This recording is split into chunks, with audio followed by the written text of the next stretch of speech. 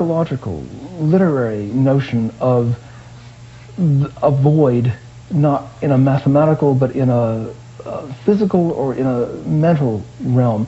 I think they're interrelated, and I think that our tendency to read analogies in everything, such a wonderful tendency, Kepler said it was his greatest guide, analogy, so pernicious at times, causes us to confuse the two, zero and nothing, but the confusion is often helpful, so that we begin to see that zero as a number between the negatives and positives can also act as the balance point in double entry bookkeeping, which is how it becomes legitimated in the West, that the equilibrium of debts and credits, to go back to your 3 minus 3, has a financial, an economic, and a mathematical meaning, which begins to put at least those two aspects together. But I think you're asking more about the nothing of existentialism, let's say. Is that the sort of thing you had in mind? You're welcome to go with it in any direction. Okay. What you're bringing up is some things about, say, how the societies are developing and being able to have this concept of nothing, and if that actually came at some point far before zero, which, as you're saying with the bookkeeping, perhaps it did because this person realized that there was nothing for the second placeholder, even though he had the first and last number. Yes, I wager that just as in each person's life, the notion of nothingness, the fear of nothingness comes at a moment and is devastating and then has to be dealt with, that it must have come up very early in every culture, and one hides from it or one uses it. One makes use of it or one disguises it in one of its many masks. And how the mathematical thought interplays with that, I think, is immensely complex. With this qualification, I do think mathematics is our native language. I think it's our hidden, our buried language that we understand the universe through. It's as if it were the veil between the mind and the world. Spinoza says the structure of the mind and the structure of the world are the same. It's through that veil between the two, that veil of mathematics, that we read each. And I think, therefore, that the mathematical zero isn't estranged from the nothingness that haunts our philosophy and psychology, but is a representative of it. That's an obscure answer. But it's a difficult question. Yes? Oh, I was wondering if the Roman numerals had a symbol for zero. They didn't. It's amazing. Very perplexing. They had no zero. How on earth did their merchants count? Well, my conjecture is, and this goes for the Greeks too, because the Greeks had hardly a zero, what we have in writing is the works of the people who wrote, which is, on the whole, the literary, the educated classes. For the Greeks, their concern in mathematics was geometry. They didn't need numbers there. The merchants, in all those societies, I think did their reckoning with counting boards, where you have columns, and you put pebbles down, and then if you have, let's say, 9 in one column, and you add a 10th, you actually take all those away and put one pebble in the column to the left. Those counting boards were sanded. And when you took the pebbles away, what was left was an oval pit. And my conjecture is that that's the source of our symbol for zero. So in this unwritten history of the merchant class, you get the origin of zero, the use of zero, and the way I think the Arabs brought it to the West was in their saddlebags, in the way they reckoned they were so good at doing quick tallies, quick accounts. Good question. It is a very mysterious issue. Yes? I can't tell if this is an absolutely stupid question or not, but can you have a notion of zero in a non-written culture? What about this? The Mayans had an enormous number of symbols for zero. Snail shells, cowrie shells, halves of flowers, a man with his head thrown back, a tattoo on his arm, and a necklace around his neck. If that's not writing, if that's a pictographic kind of capturing thought, then yes, they have zero in a non-written language. In one's thought, it seems to me one can do calculations rapidly in one's head where you're not translating them into words, but you're flying through digits. So you're using zero and other numbers there without translating into language. But we're so apt, so eager, so anxious to turn things into words that it's very hard to pull back and see what's happening in thought before the words. I don't think it's a stupid question at all. It's a wonderful question. I wish I had a better answer to it. Yes? How do you show zero with an abacus? By having no bead on a line, or having, if you're thinking of the abacus as vertical, having no counter in that column. But I thought there were beads in the columns all the time. But you can move them aside. You can move them. You can rearrange.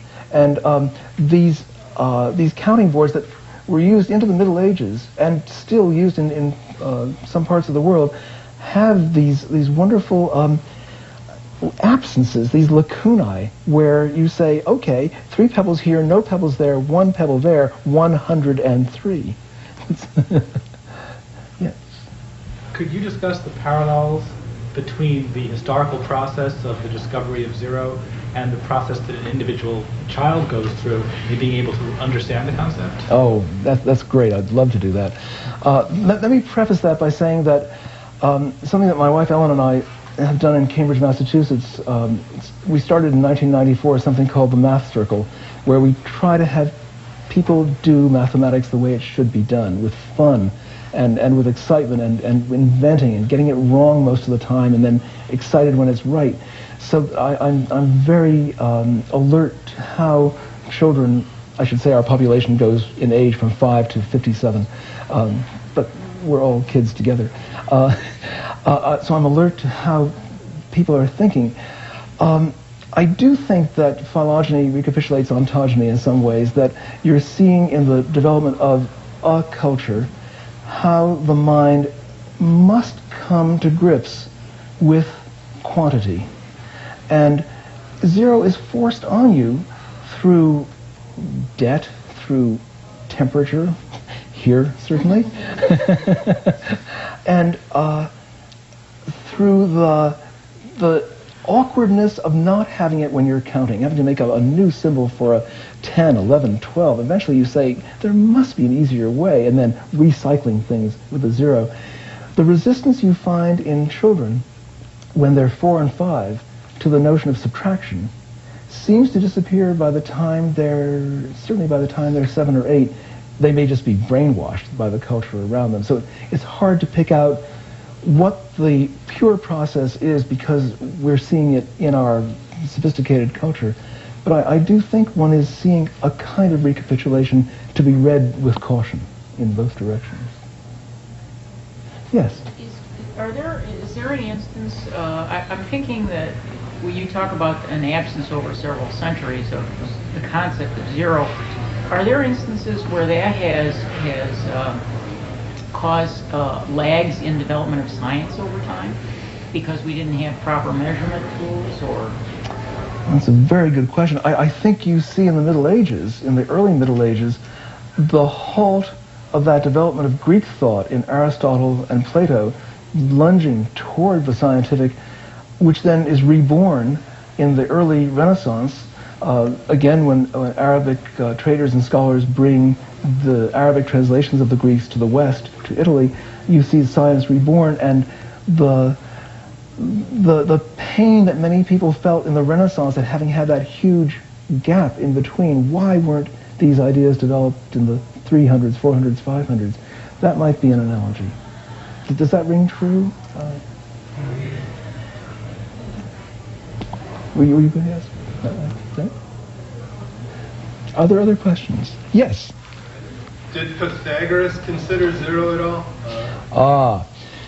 Pythagoras and the Pythagoreans, again going by what little evidence we have, saw the universe made up of whole numbers and their ratios. Zero was not one of them. So the music of the harmony of the spheres, the planets in their proportional distances from the center to one another, man and woman, good and evil, these were all concepts that he and his followers wanted to think of numerically, the entire world seen numerically. By the way, that's something which recurs once double-entry bookkeeping is invented in Italy, where you have to give a value to everything, like goodwill. Everything becomes quantified again. So the Pythagoreans don't have a zero. They don't even have irrational numbers. They have just whole numbers and their ratios, until the day when so the story goes, one of Pythagoras' students, Hippasus, came up to him and said, "But Pythagoras, your own theorem that the sum of the squares on the two sides of a right triangle add up in area to the square on the hypotenuse, your own theorem shows that there are numbers which are not the ratios of whole numbers, the square root of 2. And the story seems to continue that they asked Hippasus to kindly step to the edge of this cliff and repeat the proof. But it certainly is true that Greek thought, after the discovery of the irrational, the mathematical irrational, as well as the irrational in passion with Dionysian effects, Greek thought is shattered by that revelation. You would have thought that that shattering would have been a gap through which zero could have entered, but it doesn't. It doesn't enter their thought. It's a great puzzle. Perhaps because their thought was so geometric. Yes? Can you discuss at all the use of zero in computer science and the idea of the ones and zeros? Yes. This is phenomenal. That if you think of it, everything in our society now, all the communication, everything we use like telephones and so on, all based on switches which are either on or off. Off, 0, on, 1. Everything can be coded in this binary code so that the pattern, the fabric of our society is reduced to a binary system, not the clumsy 10-base system, which is arbitrary only because we have 10 fingers, not the Sumerian 60, which is cleverer but awkward, but binary. And in fact, that 0 and 1 can be reduced just to 0. You can generate all numbers from 0 alone, giving the lie to King Lear when he said, "Nothing will come of nothing." And if that sounds mysterious, I'll tell you how it can be done. You'll completely understand that you just won't like it. Think of all the people in this room who have 13 arms. There seem to be none. The set of all people in this room with 13 arms is empty. The empty set. It's a set. It's a perfectly good set. Just doesn't happen to have anything in it. Okay so far. Well, associate the number 0 with that empty set. We could say 0 is or stands for the empty set. Now take the set that has the empty set in it. That set has one thing in it, the empty set. So that new set stands for 1.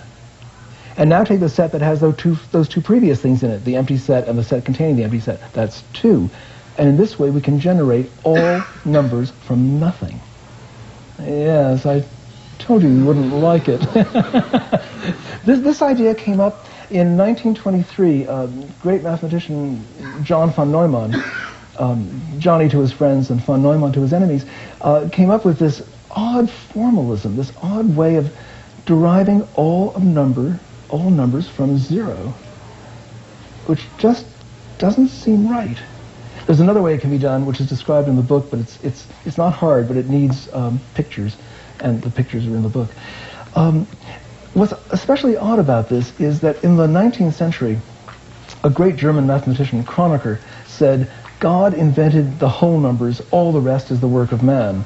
Well, if von Neumann is right, God invented nothing, and all the rest is the work of man. Back to Meister Eckhart. You were looking particularly puzzled about that, or unhappy about this. Would you like to say why? Yes. Yes. I'm just wondering, I'm trying to put 0 in context with, say, the natural world as opposed to the abstract and what we make of things and the kind of constructs that we will arrange to explain things. As you said before, we have the mind, we have the real world, and perhaps mathematics is the veil between which we understand one and the other. And I'm wondering, the division is becoming blurry. Well, it's a very good point. Because numbers are so hard to understand fundamentally, The great 19th